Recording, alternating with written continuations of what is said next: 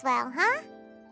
You know, Paimon's kind of curious after hearing Baizhu mention those people from his past. What do you think they were like? Yeah, you must be curious too, right? Let's go see what we can find out while Baizhu's busy treating Ayu's dad.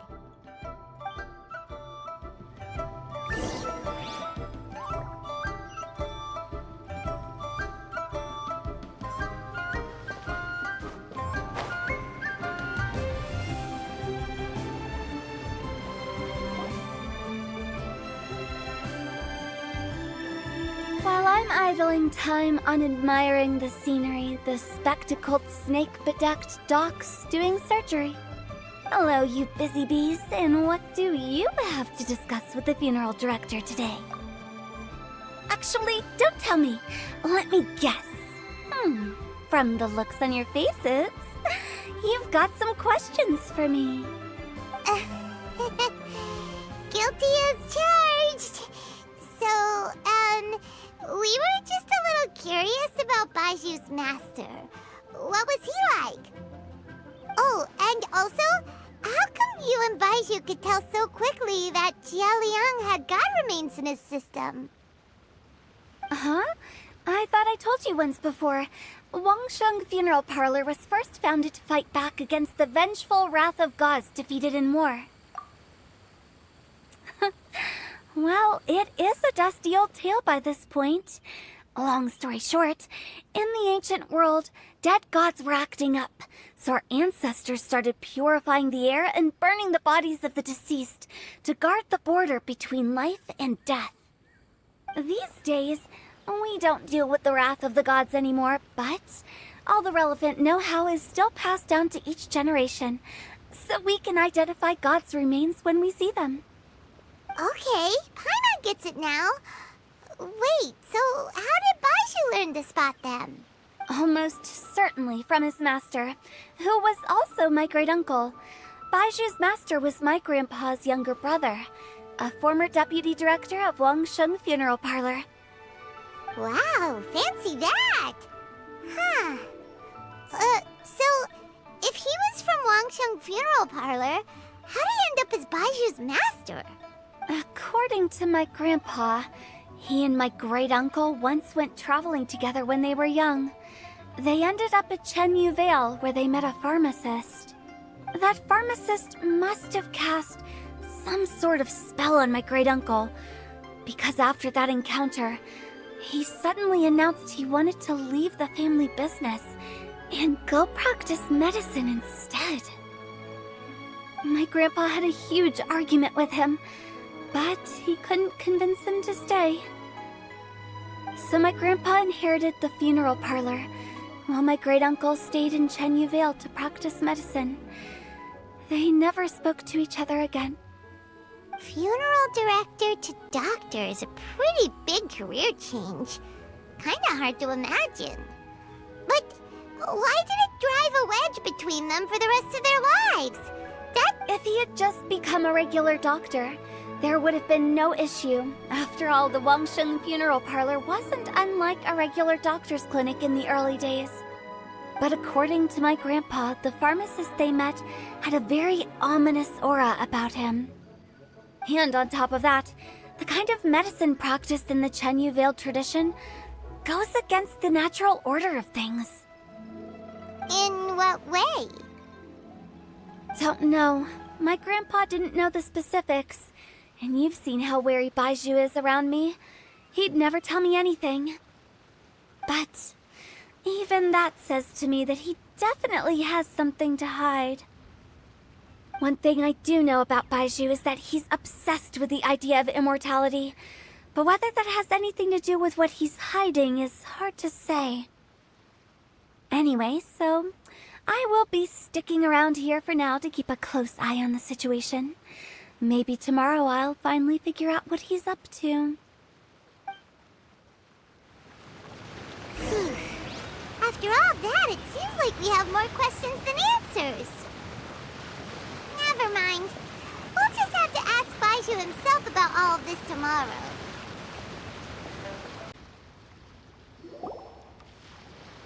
Dad!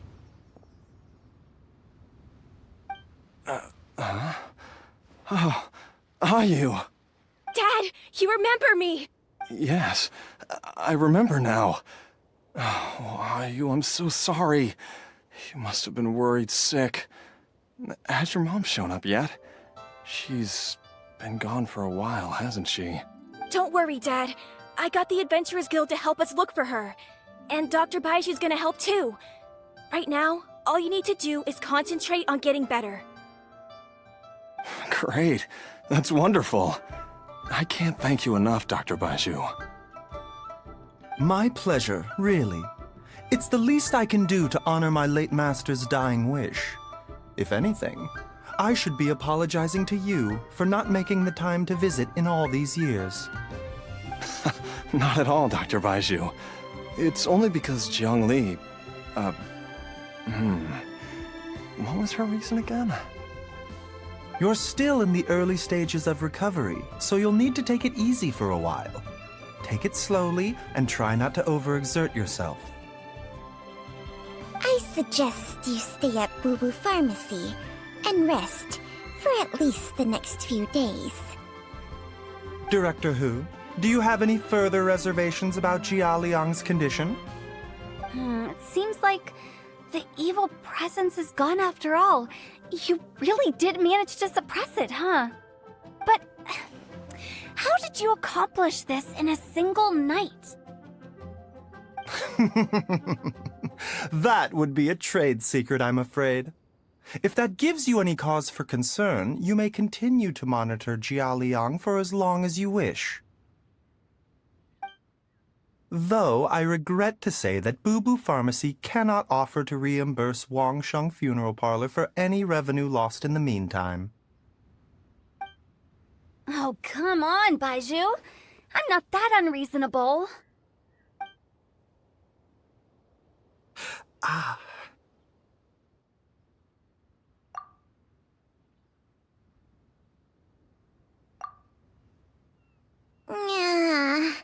I've been stuck indoors for too long.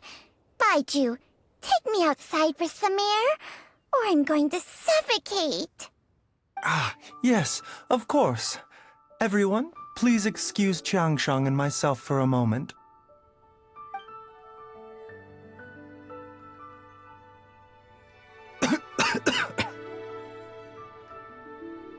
Suffering now, are we? Did you seriously expect to cover it up just by putting on a brave face and ignoring it? If it weren't for my quick thinking, they'd have all seen the sorry state you're in by now.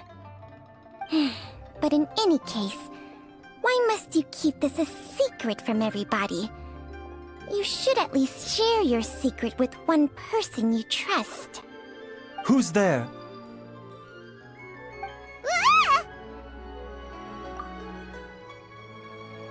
Why did you follow us here? Oh, it's nothing. I just needed to get some air. What did I just say about putting on a brave face? Traveler, Paimon, the truth is, Baiju did not cure Jialiang's illness.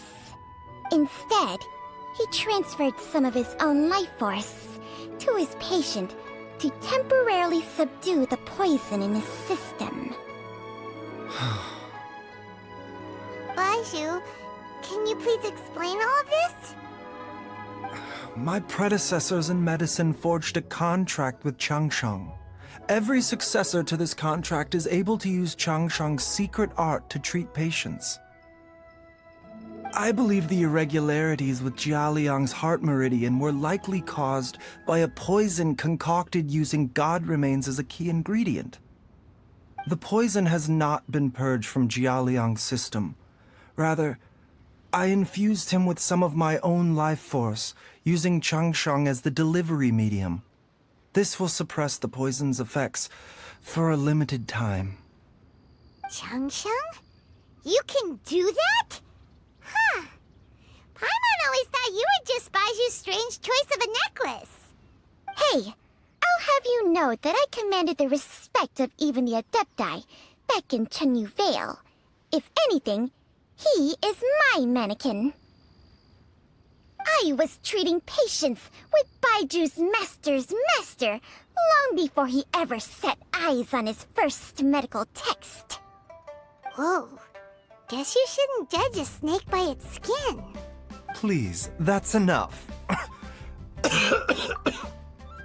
Wait a sec. Huto was saying that the branch of medicine you studied uses some pretty dubious methods. So, when you transfer your life force, does that mean you're actually damaging your own body? Hardly. Changsheng helps to keep my chi in balance, so there is no great harm done. Still, Baiju's life force is not unlimited. We must find a way to neutralize the poison in Jialiang's body, and soon. Traveler, Paimon, would you lend this dummy a hand? He needs someone checking up on him, or he'll exhaust himself trying to accomplish everything on his own.